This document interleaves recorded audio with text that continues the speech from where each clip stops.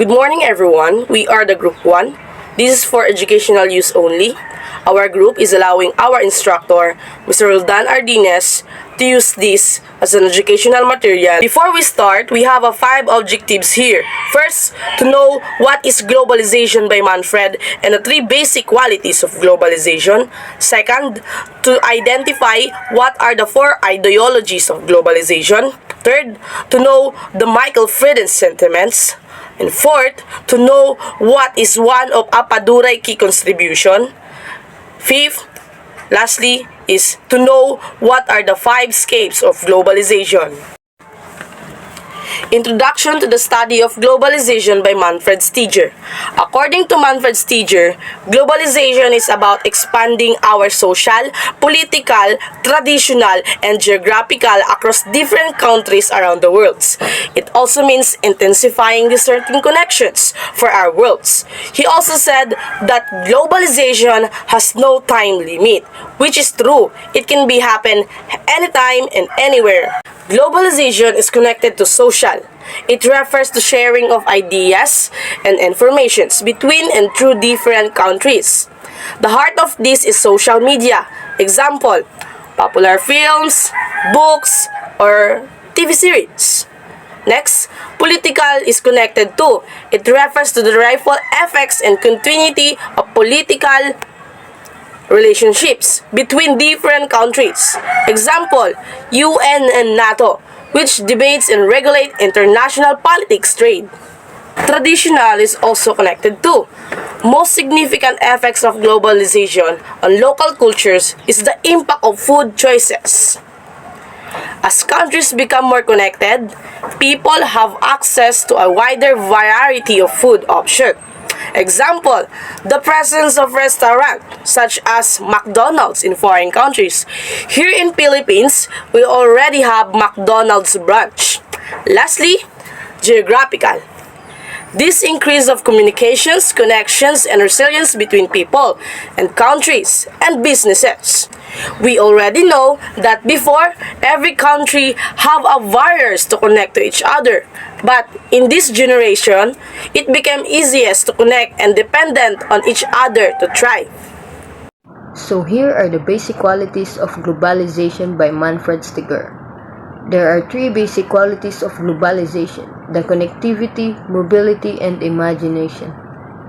The first basic qualities of globalization is the connectivity. Connectivity understood as the forging of worldwide linkages and ties. Think of the internet as the wonderful example of connectivity. The second basic qualities of globalization is mobility. Mobility understood as the acceleration of flows of movements of networks.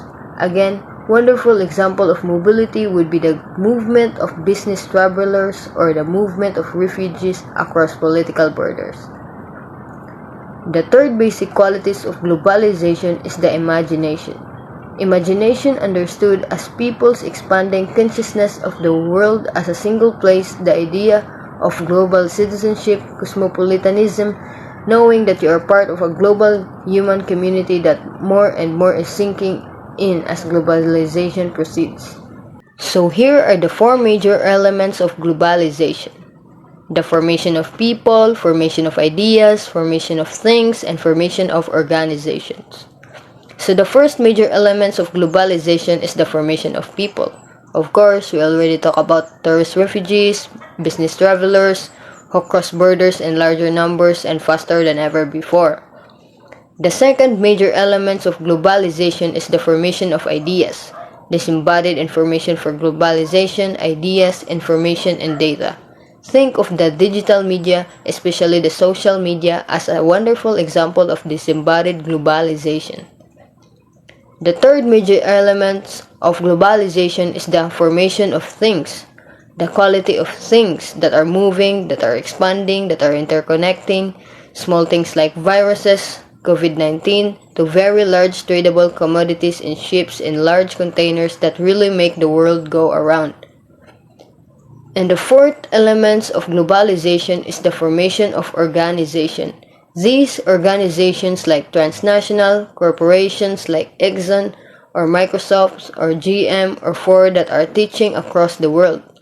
churches that are multiplying, that are popping up on different continents. Think of clubs like sports clubs, football clubs like Manchester United that is hundreds of fan clubs around the world. That's institutional globalization. So the four major elements of globalization are people, ideas, things, and organizations moving more quickly and intensively than ever before. Manfred's ideology of globalization. So first one we talk about deglobalization and reglobalization. So here is the brief overview of the both concepts. Deglobalization refers to a reduction of a global interconnectedness and integration across the nation. Second one is trade barriers and protectionist policy such as the tariff and the trade restriction designed to prioritize domestic industry and reduce the reliance on international trade. The third one is nationalism and prioritization of the national interest over international cooperation. And the fourth one is supply chain distribution and localization efforts to reduce dependence on a foreign supplier. The fifth one is immigration restriction and a focused domestic labor markets. The sixth one is regionalization, where the country may form a smaller or more tightly integrated trade blocs rather than engaging in the broad global trade. Reglobalization, on the other hand, refers to a renewal and expanded commitment to the global interconnectedness and cooperation. Second one is recognition of the benefit of international trade, investment, and cooperation in addressing global challenges like climate change, pandemic, and economic growth. Third one is advance in the technology and communication that make global collaboration more accessible and efficient. The fourth one is efforts to resolve the international conflict and establish trade agreement that promote economic integration. The fifth one is growing understanding of interdependence of nation in a globalized world. The trend toward deglobalization and reglobalization can be influenced by the political ideology, economics condition, geopolitical tension, and the public sentiment. Additionally, different country or region may experience this trend of varying degrees. It also worth noting that globalization is a complex and multifaceted process, and it can be challenging to make broad generalization about its direction. In recent years, this has been a mix both deglobalization and reglobalization tendencies depending on the specific issue or context. Ultimately, the balance between these forces will continue to evolve the response to changing global circumstances. Four main ideology of globalization by Manfred Steger. First one is hyperglobalism, second one is skepticism, third one is transformationalism, and fourth one is anti-globalization. So first one is hyperglobalism. This ideology portrays the globalization as an all-encompassing force that erased national boundaries and transformed the world into the borderless, interconnected, the global society.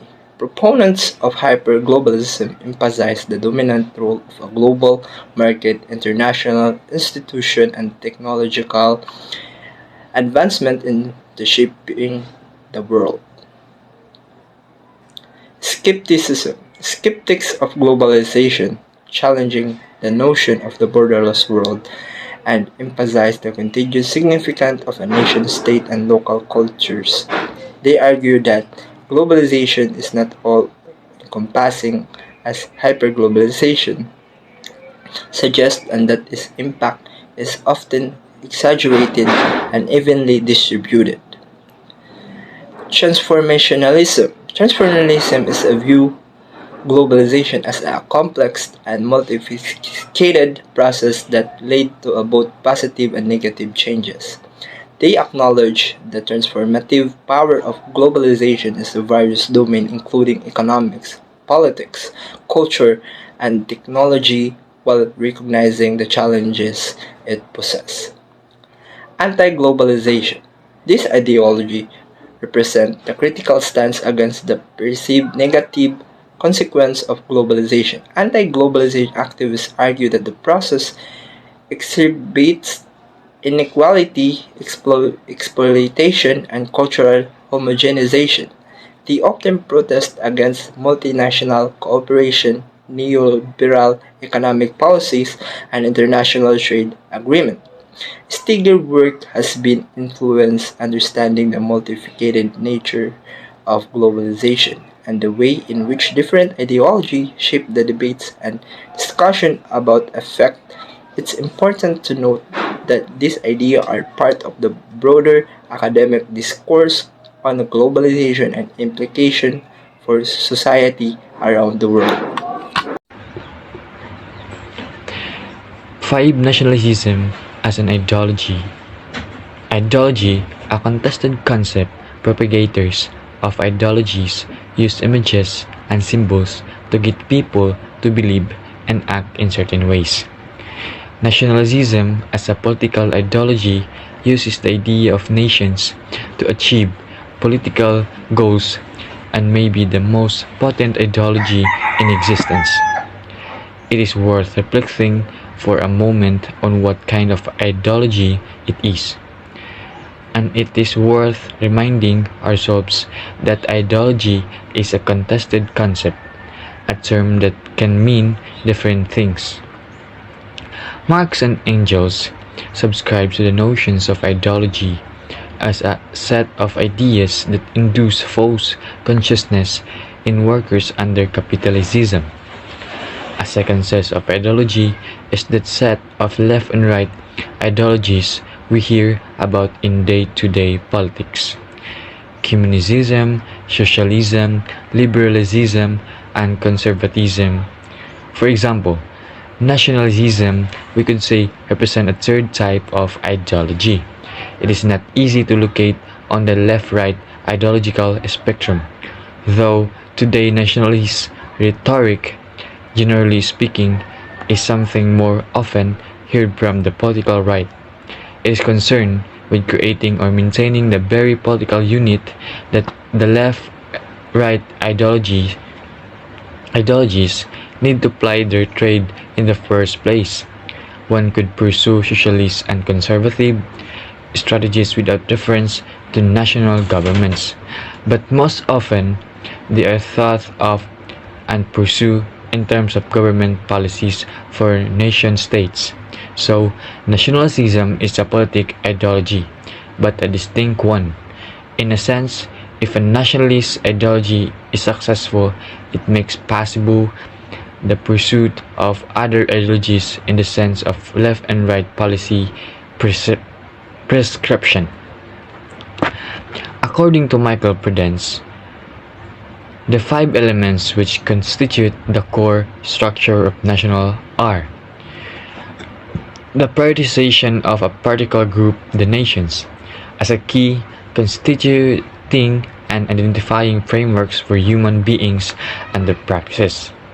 Next, a positive valorization is assigned to one's own nation, granting it specific claims over the conduct of its members. And then, the desire is to give politico-institutional expression to the first 2 core concepts. Then, space and time are considered to be crucial determinants of social identity. And the last one is a sense of belonging and membership, in which sentiments and emotion play an important role. Prudence does not discuss explicitly issues of center and periphery, but notice how the imagining, creation, and institutionalizing of center periphery relation is critical in this account. The second point puts forward one's nations as a core of value. The third is about the creations of varied markers of center and periphery borders, governments, institutional, and others that embody and which make real what the ideology has imagined. Prudence rightly warns that this set of concepts cannot be used to explain a great deal in itself. It is necessarily a highly abstract set of elements which need filling out of particular list of specific cases and elaboration using other concepts. Nevertheless, it provides a useful frame for exploring the texture of nationalism as an ideology. We will consider four of these elements in turn. Alger Apadurai's contribution. One of Apadurai's key contributions is his concept of scapes, and it has been instrumental in reshaping how scholars examine globalization. Apadurai introduced 5 different scapes that represent various dimensions of globalization. And the 5 scapes are ethnoscapes, technoscapes, financescapes, mediascapes, and idioscapes. According to Apadurai, these 5 scapes flow have influenced each other more and more over time as globalization has sped up. Apadurai's scapes theory starts with the idea of global cultural flow. Apadurai argues that we people used to always have see the world in a binary. For example, global north versus global south, east versus west, first world versus third world, etc. According to Apadurai, that's too simplistic. We're not two separate worlds separated by the rich and poor, especially not now we're in the age of globalization. Instead, Apadurai argues we all influence each other. Our culture intersect and overlap all the time. The scapes of globalization. As we have already established, globalization refers to the increasing pace and scope of interconnections crisscrossing the globe. Like Cadet Amay said, anthropologist Arjun Apadurai has discussed this in terms of 5 specific scapes or flaws: the ethnoscapes, technoscapes, idioscapes, financescapes, and mediascapes. Thinking of globalization in terms of the people, things, and ideas that flow across national boundaries is a productive framework for understanding the shifting social landscapes in which contemporary people are often embedded in their daily lives. First is ethnoscapes. From the word ethno, a combining form meaning race, culture, and people. Ethnoscapes refers to the flow of people across boundaries. While people such as labor migrants or refugees travel out of necessity or in search of better opportunities for themselves and their families.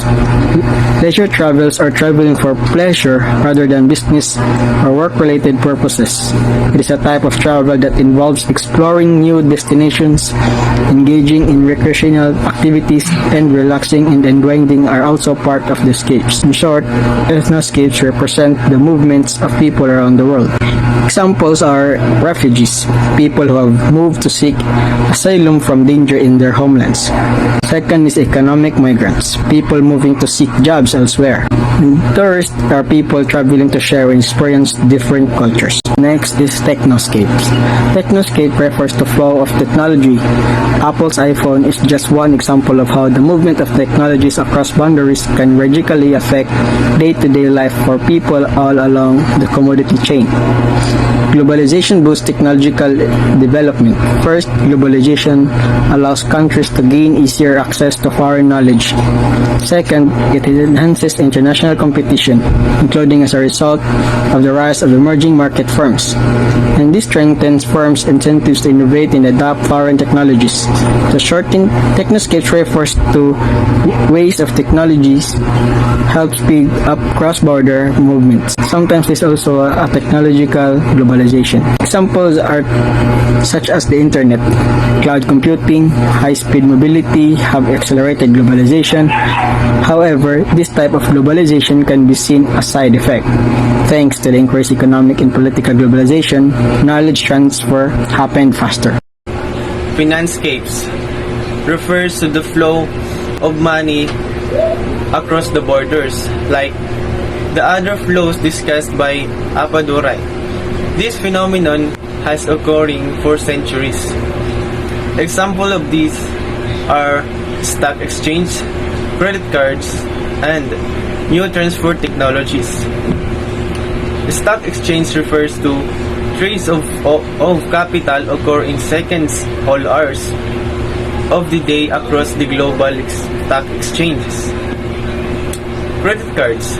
Most credit cards will work in most countries around the world, making it easier to spend globally. Last, the new transfer technologies.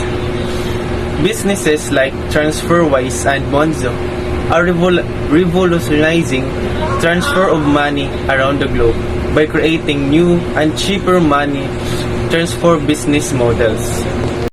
Mediascape, the power international media to send information across the globe at a rapid rate. For example, blogging. Blogging, rather than getting information from books, people now can get their news from anyone with an internet connection and a website. And BBC, people around the world rely on the global news outlets like the BBC to get their information. The BBC is a British Broadcasting Corporation, a British organization that broadcasts on television, radio, and the internet. Compare. And also, the Eduscape. Eduscape refers to the ideas, symbols, and narratives that have spread around the globe. Example of Eduscapes includes the Nation of Democracy, Human Rights, and Welfare, and so on. Eduscape are heavily influenced by local culture, semantics, translation, historical event, and political context. Example, capitalism and socialism, much of the second half of the 20th century was consumed by competing ideas of capitalism and socialism, which spread through their sphere and influence. Capitalism is based on individual initiative and favor market mechanism over government intervention, while socialism is based on government planning and limitation on private control of resources left to themselves. Economists tend to combine elements of both systems. And also, we have a musical style. In the 1960s, the British envisioned bands like The Who and the Beatles spread their style of music to the United States and influenced subsequent musical style for generations.